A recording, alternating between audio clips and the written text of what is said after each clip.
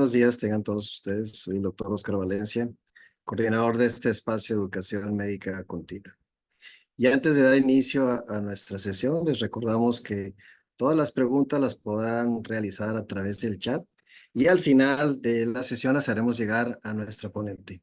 También les pedimos que nos hagan favor de poner su nombre completo en la pantalla, aunque esta permanezca inactivada. Y también al final de la sesión realizar la encuesta de satisfacción. La liga para tal fin estará localizada en el chat o bien podrán tener acceso a través del código QR. En nombre de la Escuela de Medicina y Ciencias de la Salud del Tecnológico de Monterrey, les doy la más cordial bienvenida a la sesión académica de pediatría. Ahora en agosto reanudamos, después de un mes de receso académico, reanudamos nuestras sesiones. En agosto tendremos el módulo de radiología pediátrica. Tendremos 4 temas y 4 ponentes muy interesantes. Eh, Uno de ellos va a ser el de exposición a la radiación. Después veremos temas sobre medios de contraste. Después neuroimagen neonatal y finalmente veremos algunos aspectos de la medicina nuclear. El día de hoy, la doctora, perdón, es maestra en ciencias, pero bueno, pues casi doctora, Mari Carmen Franco. Ella nos va a exponer el tema de exposición a radiación y protección de riesgos. Me voy a permitir hacer una pequeña reseña de la larga trayectoria de la maestra María del Carmen Franco. Ella hizo la carrera de Ingeniería Física Industrial en el Tecnológico de Monterrey. Obtuvo una maestría en ciencias en el Centro de Ciencias de la Salud en la Universidad de Texas en San Antonio, en el área de física médica.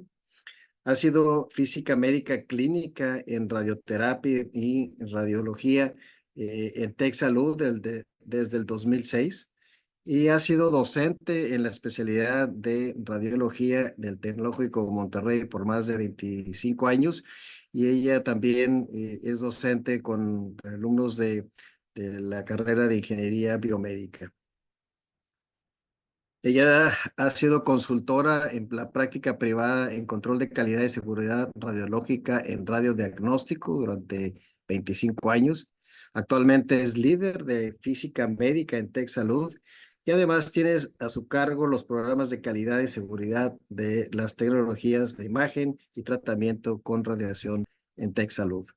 Mari Carmen, bienvenida a nuestra sesión académica de pediatría. Doctor Valencia, muchísimas gracias. Voy a compartir mi pantalla. Muy bien. ¿Está bien mi proyección, doctor? Perfecto. Excelente, muy bien. Pues les agradezco enormidades esta muy valiosa oportunidad para mí de charlar con ustedes en esta sesión de pediatría. Quiero comenzar aquí por compartirles este par de imágenes. Aquí a su izquierda ven el tórax de mi hija Isabel. Para cuando yo tuve a mis 2 hijas, Mariana e Isabel, yo ya llevaba, cuando nació la primera, ya tenía más de 10 años en la docencia en física médica con los residentes de radiología y todavía más años impartiendo capacitaciones, entrenamientos en protección radiológica en diferentes entornos, inclusive en el industrial. Pero créanme que fue hasta el día en el que estuve en el consultorio del pediatra de mi hija, la primera vez que la llevé por una infección respiratoria, y que me dijo su pediatra, me dice, mira, no le escucho del todo bien, pero no le voy a tomar una radiografía, porque independientemente de lo que la radiografía me diga, yo no voy a cambiar el tratamiento y las indicaciones que te voy a dar. Y entonces esa fue la primera vez que sentada del lado de la mamá del paciente, escuché una cosa así y me di cuenta de que, caray, este es genuinamente la aplicación del principio de la filosofía de seguridad radiológica de la justificación. Esa mamá que ven ahí no soy yo, ni tampoco es mi pediatra, hace un buen de tiempo, pero no tanto tiempo. ¿Ok? Muy bien. Bueno, pues lo que yo quiero compartirles el día de hoy, así muy concretamente, son estos 3 puntos. Quiero hablar con ustedes acerca de lo que es la radiación ionizante, compartirles un poco acerca del conocimiento vigente que hay acerca de los riesgos de la exposición a radiación y mencionarles algunos interesantes nuevos paradigmas en la protección radiológica, en diagnóstico fundamentalmente.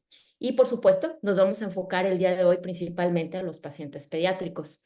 Y quería compartirles esa importante experiencia en mi vida que hace que ustedes se den cuenta de pues, el valor tan especial que tiene para mí la oportunidad de charlar con ustedes hoy. Bueno, pues empecemos a hablar muy brevemente de lo que es la radiación. La radiación ionizante de los rayos X, que es de lo que vamos a hablar fundamentalmente, es una forma de energía radiante. Se origina en una fuente, se propaga por el espacio, inclusive a través del vacío. La radiación no necesita de un medio para propagarse. Y aquí ustedes ven un diagrama del espectro electromagnético donde pueden reconocer otras formas de energía que utilizamos de manera ciertamente más cotidiana que la radiación ionizante.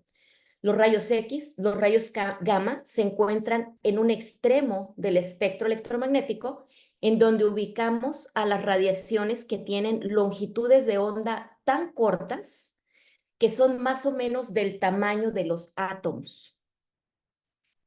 Esto es lo que hace, y creo que aquí viene una pieza de conocimiento importante a mantener por ustedes de aquí en adelante, el hecho de que la longitud de onda de la radiación electromagnética ionizante sea más o menos del tamaño de los átomos, eso hace que cuando interacciona con la materia, con lo que va a interaccionar directamente, lo que va a modificar primordialmente, va a ser a nivel atómico. En esta escala de estructura de la materia, lo que sucede a nivel atómico en el contexto biológico puede llegar a afectar moléculas. Esas moléculas, por supuesto, van a tener una determinada función en la célula y la acumulación de daño y las condiciones en las que se realiza, no el daño, sino la exposición a radiación, es lo que va a determinar la expresión biológica de esa exposición.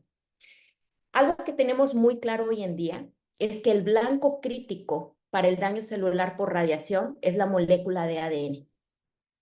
Los rayos X y los rayos gamma pueden producir daño, pueden producir ionizaciones de manera directa en la molécula de ADN, si tenemos se da el caso fortuito de que la interacción de este paquete de energía, de este fotón de radiación, ocurra directamente con un átomo de la molécula de ADN. Esto se conoce como daño directo. Sin embargo, no tremendamente impactante cuando trabajamos en protección radiológica a nivel clínico, pero a nivel biológico es interesante y en realidad cuando en radiología hablamos de los riesgos de la exposición a radiación, para nosotros es importante tener en cuenta que el daño que producen los rayos X en particular en realidad, muy pocas veces ocurre por el mecanismo de daño directo y la mayor parte de las veces ocurre por un mecanismo que conocemos como daño indirecto. Esto sucede cuando el fotón, el paquete de energía de radiación, ioniza un átomo típicamente va a ser la molécula de agua, solo por ser la más abundante, queda ionizada el agua y esa ionización deja la molécula de agua inestable. La molécula de agua se va a dividir por un proceso que conocemos como radiólisis del agua. Y muchos de los resultados de la radiólisis del agua generan radicales libres. Y estos radicales libres en el ambiente celular, por supuesto, se van a combinar con lo primero que encuentren. Y cuando lo que encuentran es la molécula de ADN, ahí tenemos nuevamente el origen de un daño a esta molécula biológicamente crítica. Este es nuestro diagrama clásico del proceso de la interacción y los efectos biológicos de la radiación. Esto que les he platicado ahorita, esta interacción y esta radiólisis del agua, es algo que sucede en una escala de tiempo que es bien difícil de imaginar. O sea, estamos hablando de 10 millonésimas, 100 millonésimas de segundo. Es muy difícil imaginar siquiera la rapidez y por lo tanto la irreversibilidad de esto que sucede aquí a nivel atómico. Cuando la molécula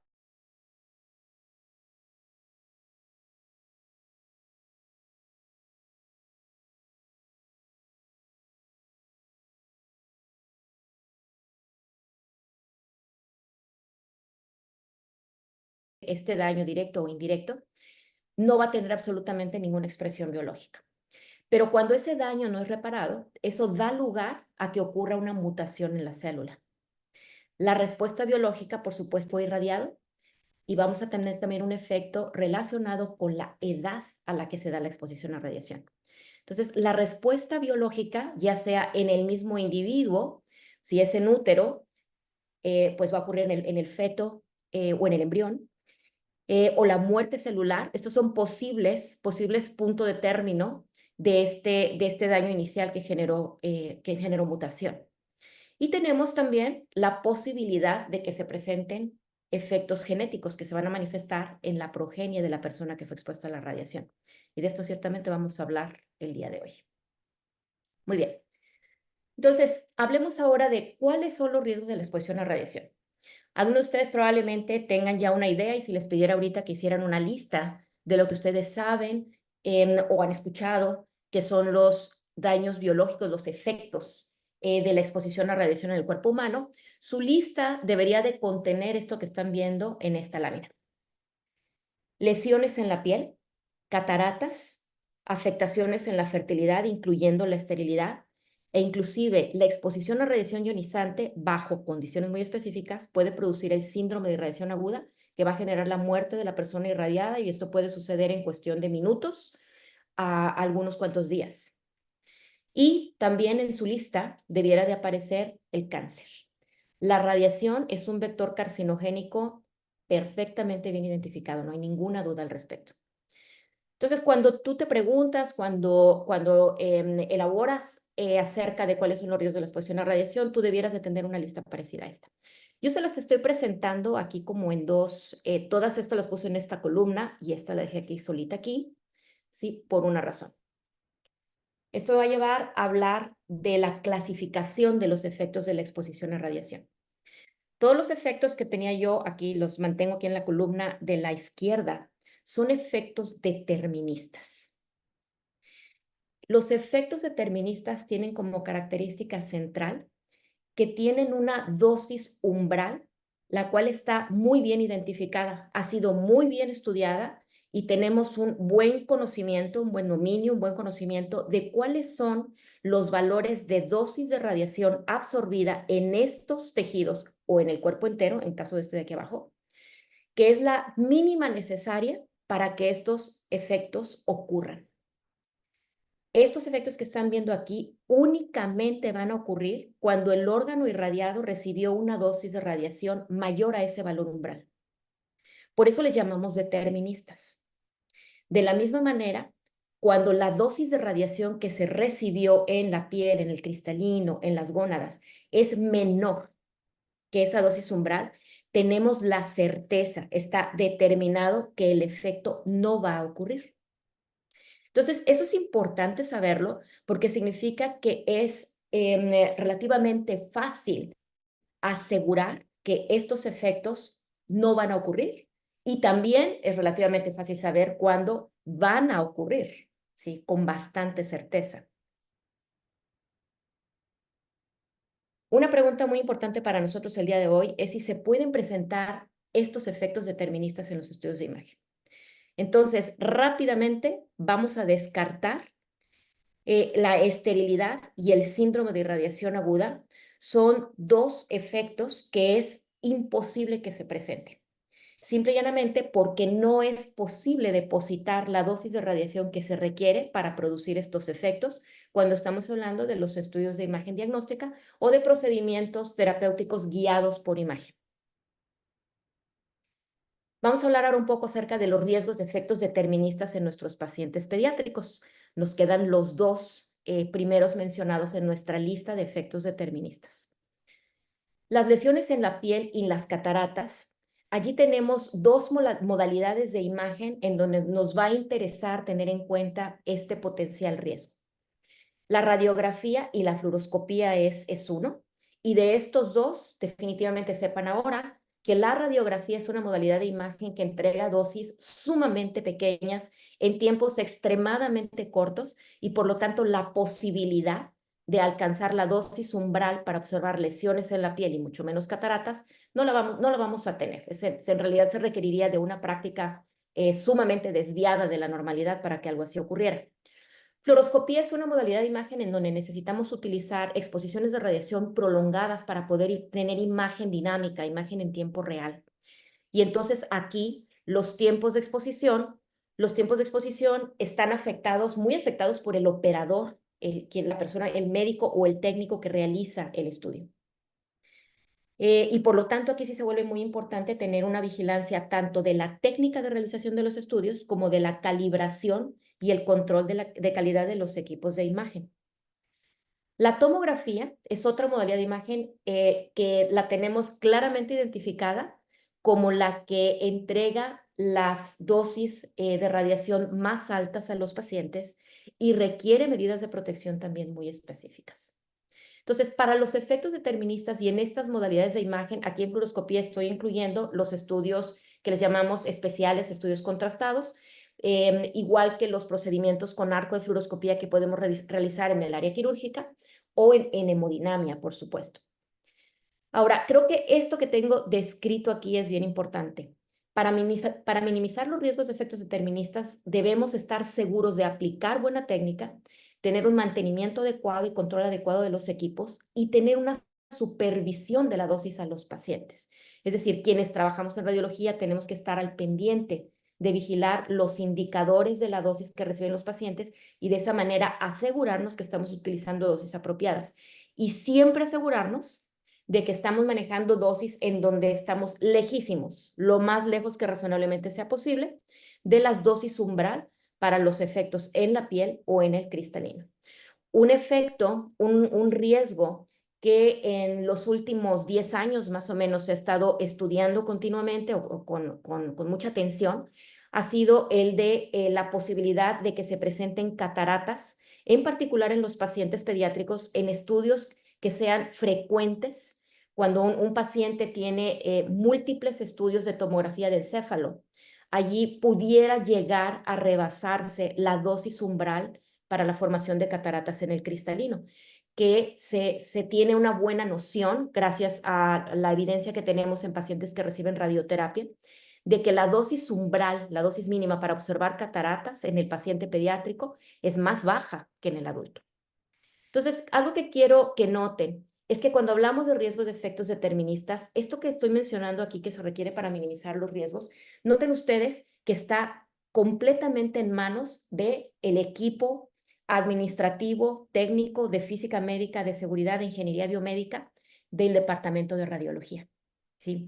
Entonces, nosotros estamos llamados a utilizar, a tener buena tecnología con buena gestión de equipamiento y a utilizar las herramientas tecnológicas disponibles para asegurar que la dosis de estos órganos sensibles sea la adecuada.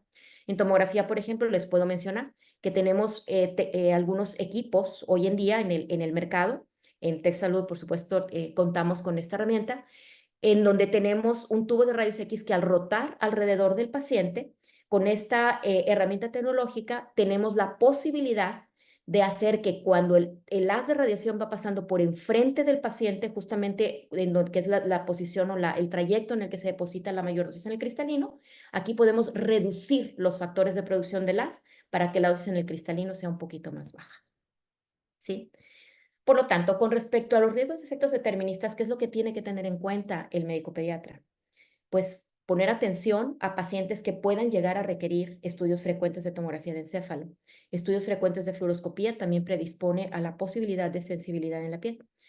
Y es importante saber que se va a realizar estos estudios de imagen, particularmente los que son más complejos, que se van a realizar con protocolos de adquisición que estén adaptados al paciente pediátrico. ¿Quiénes van a tener la respuesta para esto? Por supuesto, su equipo de médicos radiólogos, técnicos radiólogos, físicos de radiología. Y definitivamente quiero decirles, doctores, comunidad de médicos pediatras, su curiosidad por saber cómo son estos protocolos, cómo funcionan, siempre es bienvenida para nosotros en radiología. Vamos a hablar ahora de el efecto probabilístico de la radiación, que es el cáncer. Es un poquito más complicado de abordar.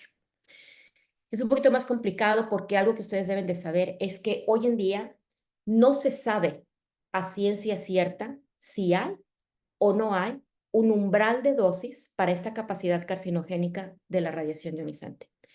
No sabemos a ciencia cierta, no está demostrado si inclusive la dosis de radiación que recibe toda la población por fondo natural, por radiación de fondo natural, contribuye a la incidencia de cáncer en la población. Para hablar de esto, primero es importante que identifiquemos de dónde proviene la evidencia acerca de este efecto carcinogénico de la radiación en el hombre. La evidencia directa la tenemos del estudio que se ha llevado a cabo a lo largo de décadas del estado de salud de los sobrevivientes de las explosiones nucleares de Hiroshima y de Nagasaki. Es el grupo humano más importante del que proviene la mayor cantidad de información, la que ha sido más estudiada y más refinada en los propios sobrevivientes y en su descendencia. Entonces, esta es una gráfica en donde vemos la incidencia de cáncer contra la dosis de radiación recibida por este grupo de sobrevivientes. La dosis más baja que tenemos aquí, registrada en este grupo, es de 100 milisieverts o 0.1 sievert. Sé que esto no, puede no decirles gran cosa, el que aquí sean 100 milisieverts, pero algo que les va a ayudar es saber más o menos por dónde está la cantidad de radiación natural que tenemos en el medio ambiente, y esa es de 3 milisieverts. Ahorita les voy a mencionar por dónde queda esa cantidad, pero primero quiero referirme a esto que estamos viendo aquí. ¿Sí? 100 milisieverts, 100 milisieverts es una cantidad de radiación, voy a decir, relativamente alta, ¿sí? Pero no tan alejada de los órdenes de magnitud, por ejemplo, de los límites de dosis ocupacional. El límite de dosis ocupacional es de 50 milisieverts en un año para el personal ocupacionalmente expuesto. Entonces, no es contrastante con la situación de los, no quiero que lo comparen con la situación y los efectos biológicos de los sobrevivientes de las explosiones nucleares, el tema de la exposición ocupacional, solamente quiero establecer esta comparación de órdenes de magnitud en cantidades de radiación. Ahora, un cuestionamiento muy fuerte y muy importante para nosotros en la práctica médica es que esta evidencia directa proviene de un grupo humano expuesto repentinamente, o sea, y en una sola exposición a grandes cantidades de radiación, y además radiación de diferentes tipos, no solamente rayos X. Esta es la información que tenemos. Pero nosotros, por supuesto, nuestros pacientes y nosotros con la radiación de fondo estamos expuestos a radiaciones mucho menores.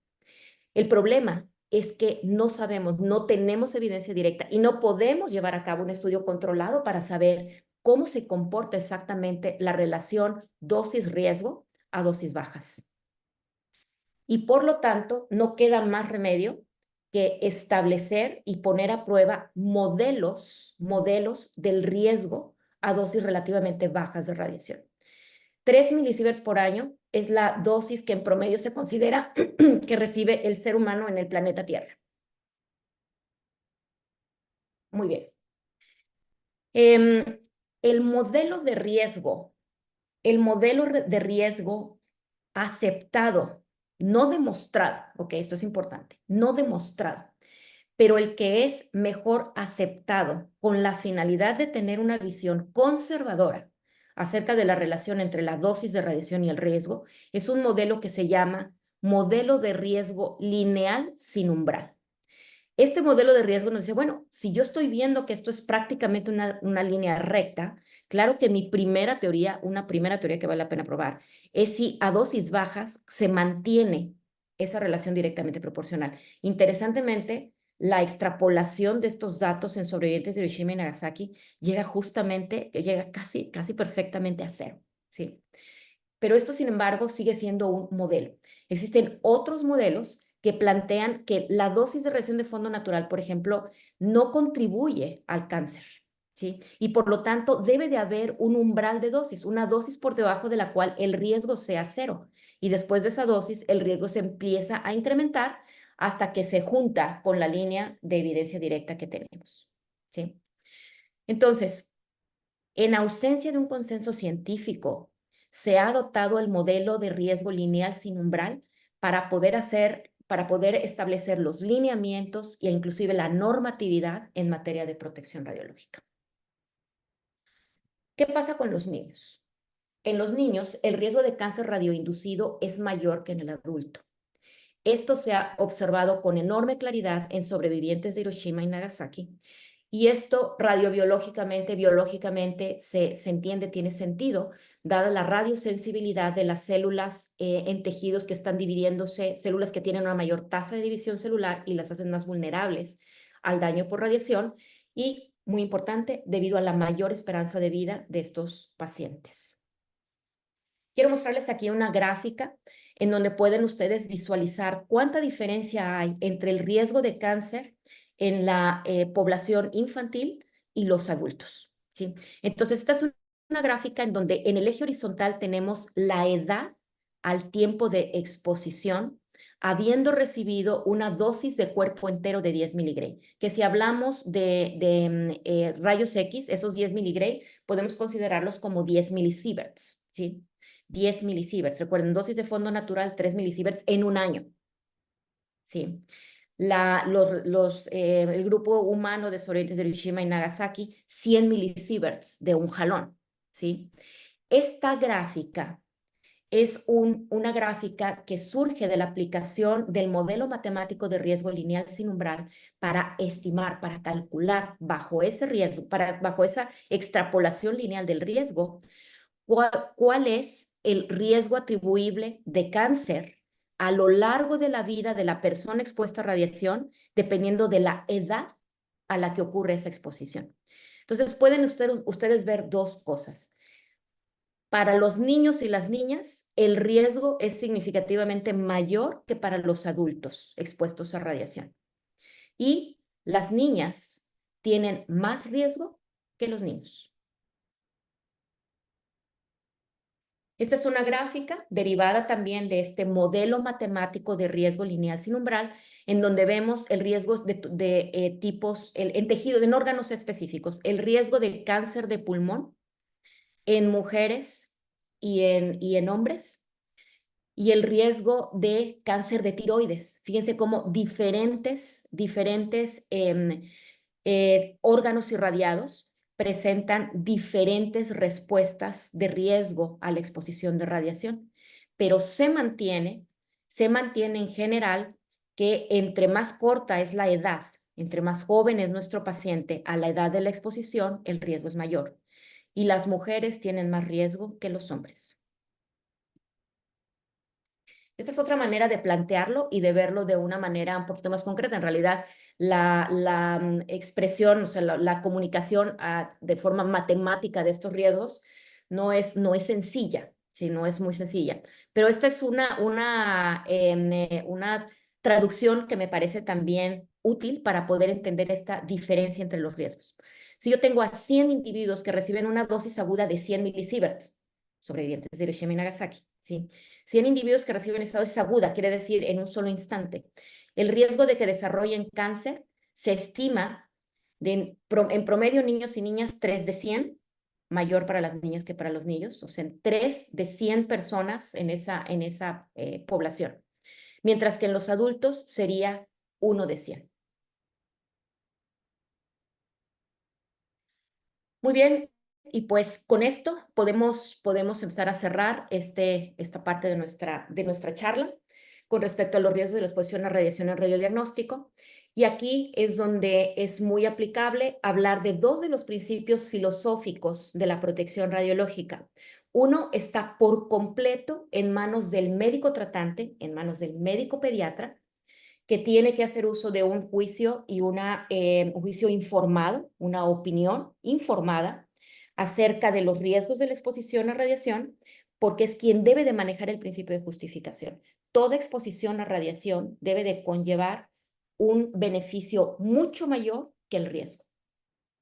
Y por otro lado, en la cancha de radiología está el segundo principio de la protección radiológica, que es el de optimización. Debemos llevar a cabo los estudios aplicando técnicas que hagan que la dosis de radiación recibida sea tan baja como razonablemente sea posible.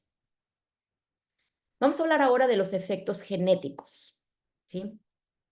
Bueno, y voy al grano, ¿sí? Por favor, tengan una buena lectura y quédense con esta frase que tengo marcada al centro de la pantalla. No existe evidencia directa de que la radiación produce efectos genéticos en el humano. ¿Qué quiere decir esto?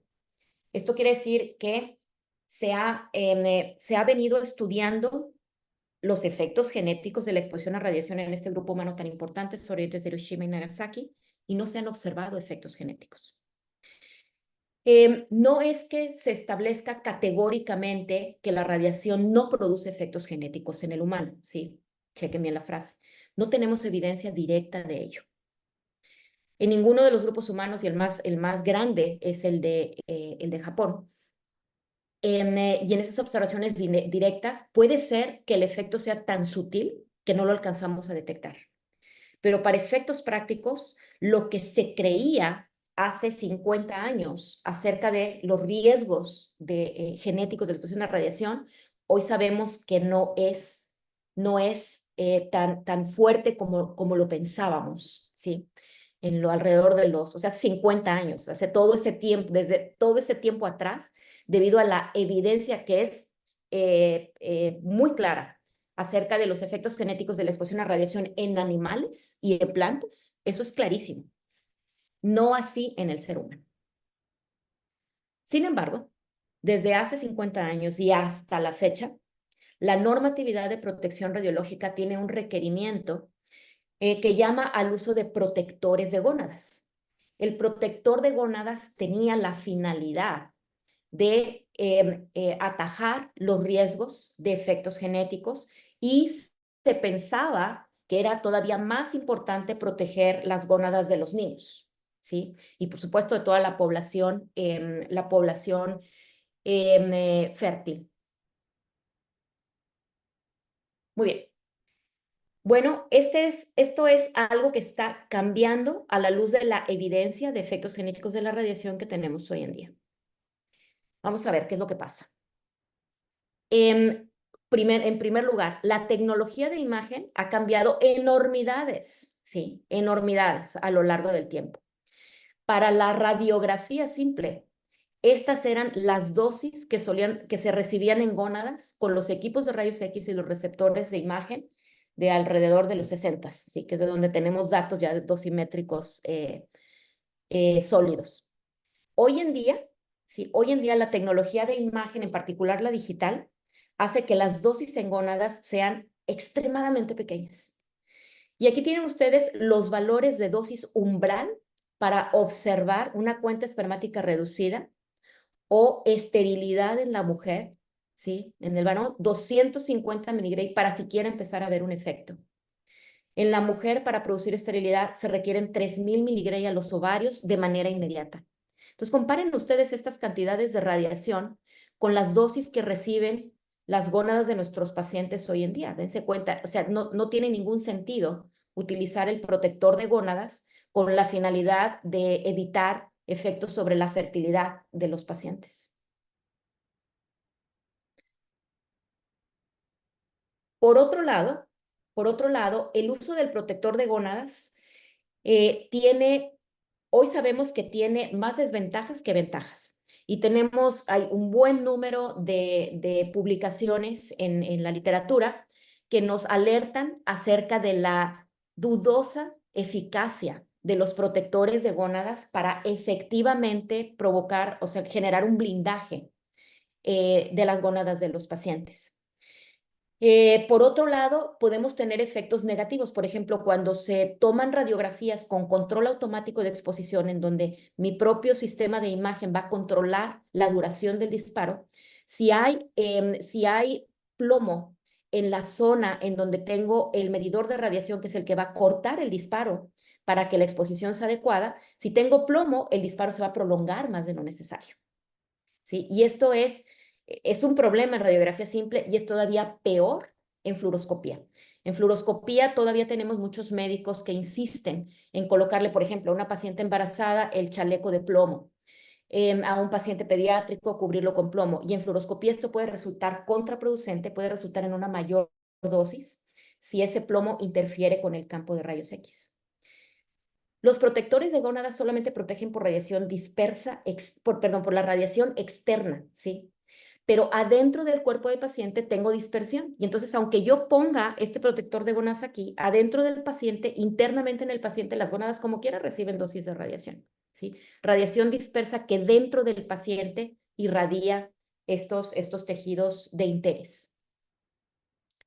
En consecuencia, este es uno de los principales cambios de paradigma hoy en día.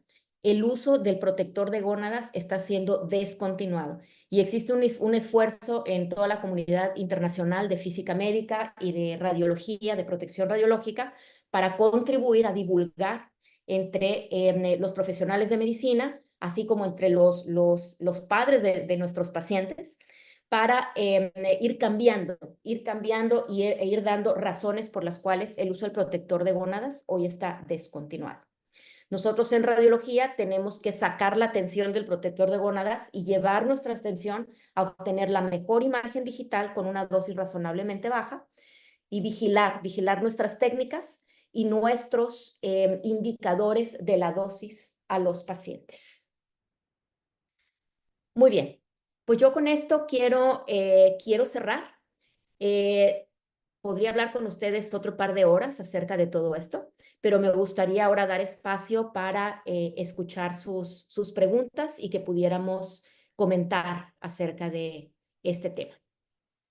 Muchísimas gracias, Mari Carmen, por esta visión tan importante, ¿verdad? Que nos presentas para el pediatra, porque siempre nos topamos con ese tipo de preguntas, de inquietudes de los papás ante la exposición a radiación de sus hijos. Y hay varias preguntas que quisiera aquí, Bien. que nos han llegado.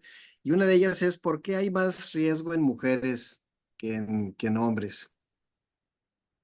Es una muy buena pregunta. ¿Diferente en los hábitos o la exposición o qué es la... No, la razón es esta. Diferentes órganos tienen diferentes radiosensibilidades perdón, para el riesgo de cáncer. Y la glándula mamaria, ¿sí? La mama, es uno de los tejidos que tiene un factor de riesgo, un tejido que tiene un factor de riesgo más alto. Cuando nosotros hablamos de esta dosis de radiación en milisieverts, milisievert es la unidad de una magnitud física que se llama dosis efectiva. Y la dosis efectiva es una magnitud de radiación que considera no solamente la cantidad de energía impartida por la radiación, sino también cuál fue el órgano irradiado. Entonces tenemos factores de ponderación de riesgo en los diferentes órganos del cuerpo humano y la mama y la tiroides son dos de los órganos que tienen los factores de ponderación de riesgo más altos. Y esa es la razón. Aprovechando tu respuesta, y aunque no tenga que ver con la parte pediátrica, todas las mamografías, o sea que hay mujeres que te dicen, yo no me lo quiero hacer cada año, cada 2 años, sino lo quiero prolongar para evitar precisamente eso. ¿Qué hay de eso? Bueno, aquí los lineamientos para la detección temprana del cáncer mamario, los lineamientos están establecidos y recomendados para la población en función de los antecedentes clínicos de la paciente, su historia familiar. Se valora el potencial de riesgo y eso es lo que determina la edad a la que debiera de empezar a obtenerse la mamografía periódica o una de referencia y un par de años más adelante ya la mamografía anual rutinaria. Es definitivamente, esa radiosensibilidad de la mama es definitivamente un tema que se toma en cuenta en la práctica de la mamografía, porque estás hablando de una exposición poblacional a pacientes asintomáticas. Entonces, en mamografía es donde tenemos un reto mayúsculo en radiología diagnóstica, porque debemos asegurarnos de utilizar la cantidad de radiación que es óptima para poder obtener ese objetivo de la detección temprana y mantener una dosis controlada. ¿Sí? Entonces, ese es otro tema súper interesante, ciertamente. Y este riesgo radiológico de la glándula mamaria es un tema central. Gracias. Aquí nos hacen un comentario algo que mencionaste tú ya en tu plática, dice, al tomar radiografías en neonatos, no veo que se use rutinariamente el protector de plomo para genitales. Es correcto. Y bueno, lo que hoy sabemos es que el uso del protector gonadal en particular, y más, hay varias de las publicaciones que les mencioné, hablan de los pacientes neonatos. No hay evidencia de que haya efectos genéticos en el ser humano, no hay evidencia directa, ¿sí? Si el fenómeno existe, es clínicamente indetectable, ¿sí? En cambio, los riesgos de utilizar el protector de gónadas desde el cruce de infecciones, en el caso de los pacientes neonatos, hasta la potencial obstrucción de información relevante que requiera que se repita la radiografía, o la obstrucción de los detectores de radiación que controlan el corte automático del disparo, y la dificultad demostrada a través de varios estudios que lo han revisado puntualmente, la dificultad para colocar el protector de gónadas y verdaderamente tener la protección gonadal. O sea, todo esto, todos los problemas son mucho mayores que el beneficio, ¿sí? El beneficio protector, debido a que ahora sabemos que no tenemos esta evidencia directa de que la radiación produzca efectos genéticos. Esa era la razón para utilizar el protector de gónadas y esa razón ya no se sostiene cuando comparamos costo-beneficio del uso del protector. Ahora, importante, ¿sí?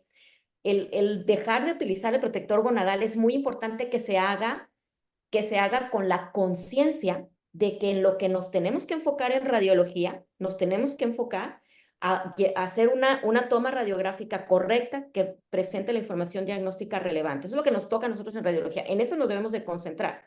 Por otro lado, nuestros médicos neonatólogos y nuestros médicos pediatras, en lo que es importante que se concentren es en la justificación, ¿sí? En la justificación de estos estudios de imagen.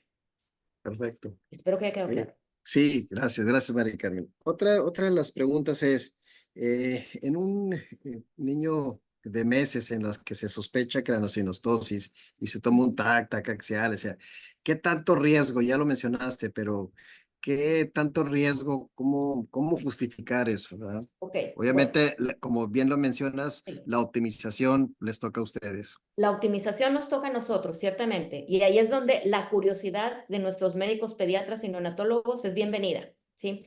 Eso nos toca a nosotros. El tema central aquí vuelve a ser la justificación. Cuando es necesario realizar ese estudio de imagen y ustedes conversando con el médico radiólogo van a saber exactamente cuáles van a ser los beneficios de realizar el estudio con la técnica de tomografía y el médico radiólogo va a orientarlos para establecer si hay alguna otra modalidad de imagen que pueda ser, que pueda conllevar menor riesgo. ¿Sí? Aquí, este es también un cambio de paradigma, ¿sí? Debemos de dejar de preocuparnos inmediatamente por el riesgo radiológico, teniendo a la mano esta información que les he presentado, ¿sí? En primer lugar, ese riesgo, ese incremento de riesgo en la población infantil contra la adulta, creo que es clarísimo, ¿sí? Pero no olvidemos que esas gráficas que ustedes vieron provienen de un modelo matemático de riesgo lineal sin umbral. A lo mejor sí hay un umbral, a lo mejor no. Probablemente nunca lo sepamos. Entonces se convierte en un tema de justificar y todos vamos a estar tranquilos en la medida en la que el médico sabe que es el estudio que se requiere, tiene el apoyo en la comunicación que tiene con el especialista de radiología y dentro de radiología, físicos médicos, técnicos médicos radiólogos, al 100% de nuestra vigilancia de dosis.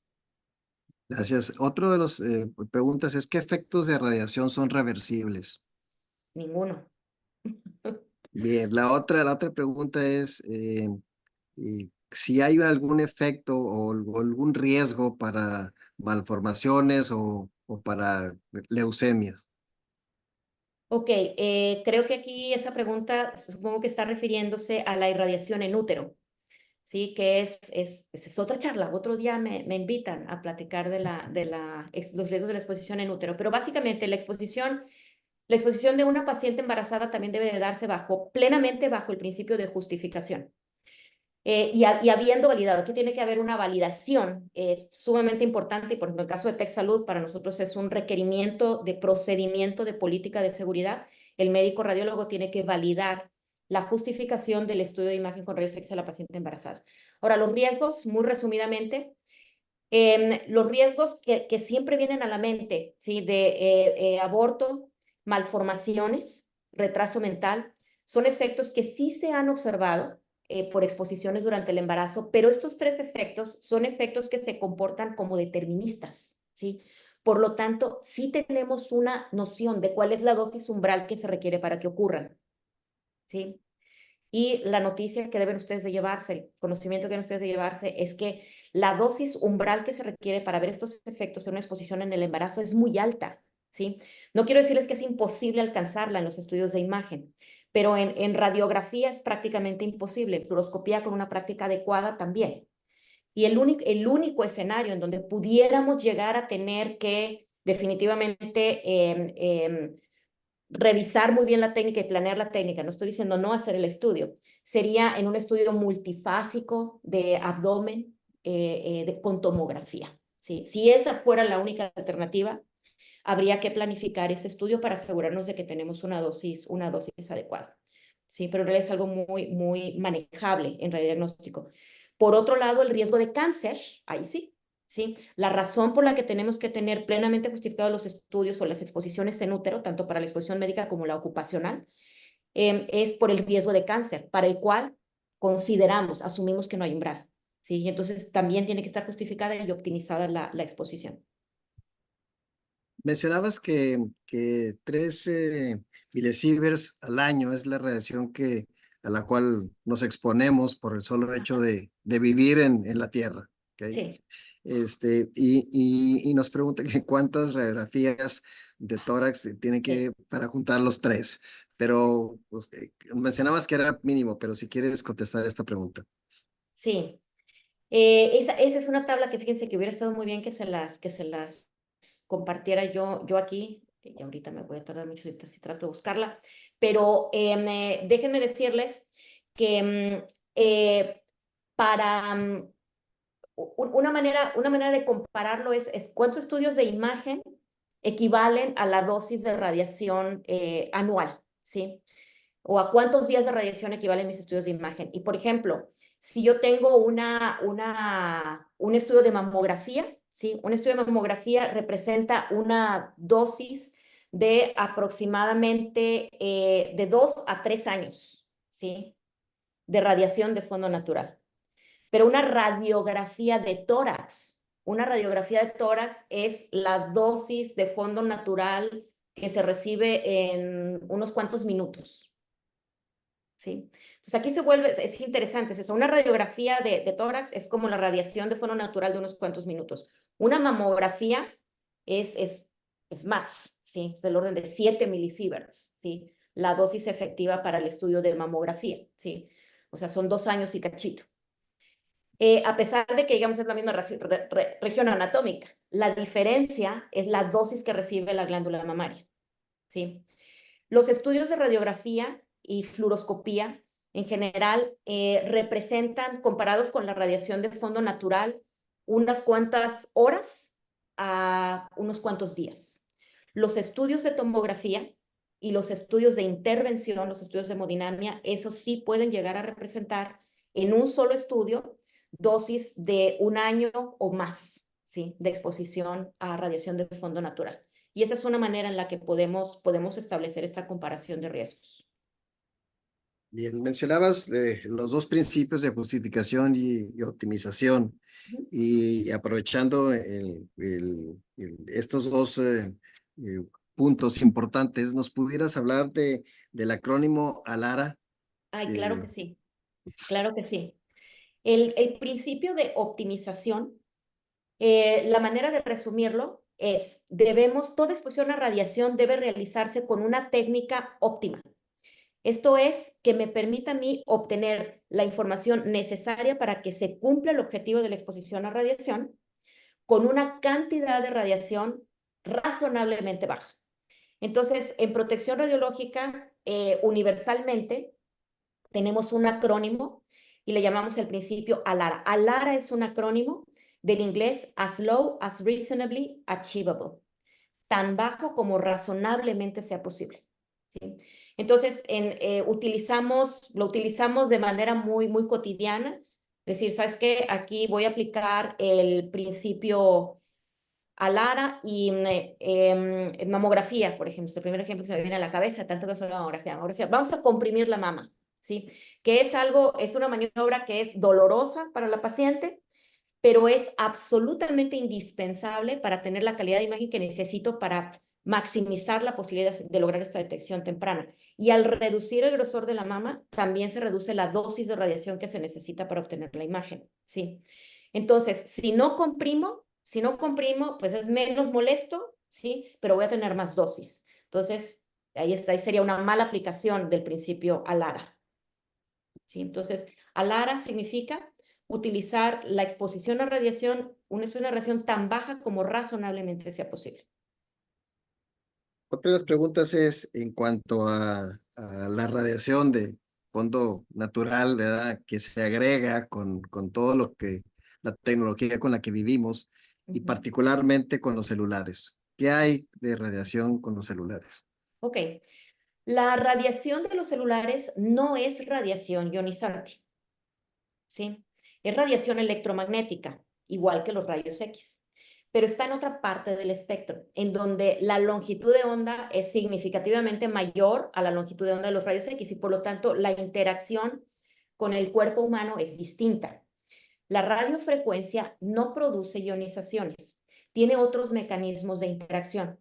Y la radiofrecuencia o sea, ha estado en el ojo del huracán respecto la posibilidad de que sea un agente carcinogénico por un buen tiempo, ¿sí? Por un buen rato así ha sido. Sin embargo, a la fecha se maneja una especie de principio ALARA, ¿sí? Entre los fabricantes de tecnología de celulares. Se maneja un principio ALARA y de hecho si tú lees el manual de tu celular, ahí va a venir que ellos te dijeron, porque por si se confirma o no se confirma, ¿verdad? Sí hay una especie de principio ALARA. Sin embargo, en realidad a la fecha no hay evidencia suficiente para considerar que los teléfonos celulares constituyen un riesgo, un factor carcinogénico. Muy bien.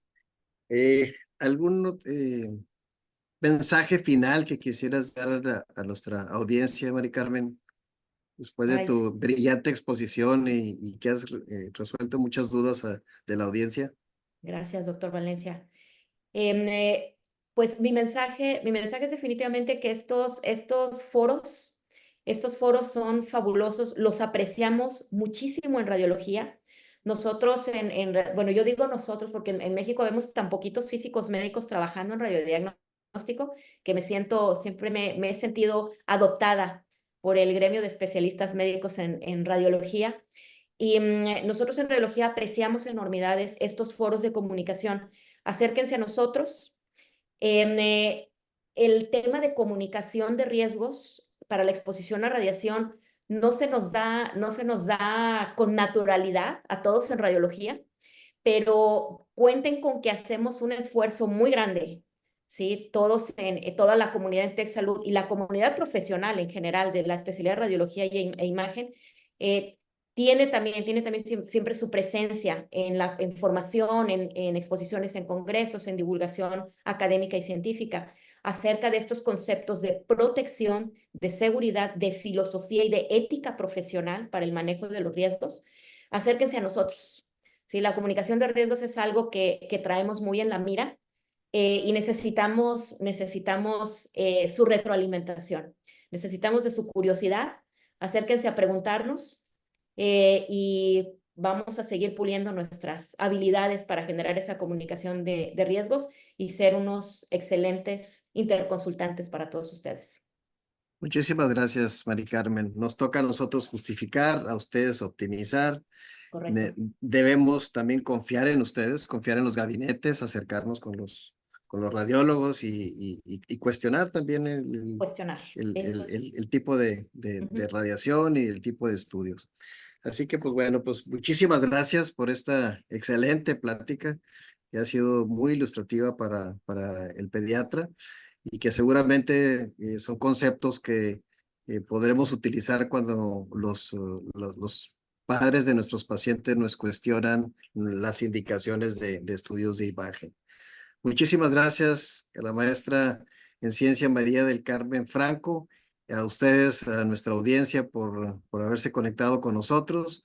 Los esperamos la próxima semana en donde tendremos una plática también sumamente interesante que nos hablarán de medios de contraste y manejos de reacciones adversas. Muchísimas gracias y que tengan un excelente día. No olviden llenar la encuesta de satisfacción. Excelente día. Gracias.